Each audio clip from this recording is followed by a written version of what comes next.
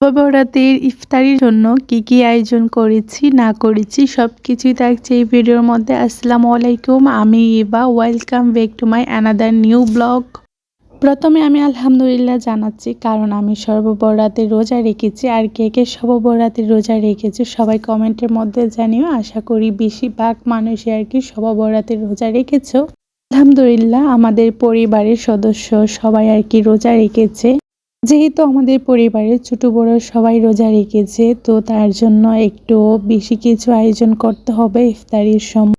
তারপরেও যেহেতু আমরা মধ্যবিত্ত মানুষ, তো আমাদের সাধ্য মতো যতটুকু পেরেছি আমরা ঠিক ততটুকু বানানোর চেষ্টা করেছি। তারপরেও মহান আল্লাহ তাআলার কাছে শুকরিয়া আলহামদুলিল্লাহ জানাই, যত কিছু আমরা করতে পেরেছি। অনেকে গিয়ে দেখেন এতটুকু খেতে পারে না, করতে পারে না, তো তাদের দিক থেকে আমরা আলহামদুলিল্লাহ অনেক বেশি ভালো আছি। শবে বরাত মানেই হালুয়া রুটি, আর হালুয়া রুটি না ছাড়া তো শবে বরাত একদমই আর কি পালন করা হয় না। এটা অনেক যুগ থেকে আর কি প্রচলিত। প্রথমে আমি শরবত খাওয়ার পরে হালুয়া রুটি খেয়ে নিয়েছি, তারপর নামাজ শেষ করে ভাত বাকি খাবারগুলো খেয়ে নিচ্ছি। তো আলহামদুলিল্লাহ শবে বরাত আসলেই কিন্তু রোজা আসবে, তার একটা ঘ্রাণ পাওয়া যায়।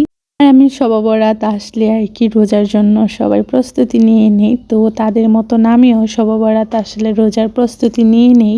আমার কাছে মনে হয় শবে বরাত আসি আর কি রোজার প্রস্তুতি নেওয়ার জন্য, আর তার সাথে সাথে রোজার ঘ্রাণ পাওয়া যায়। আর আমি আপনাদের সাথে কথা বলতে বলতে আমার ইফতারিটা করে নিয়েছি।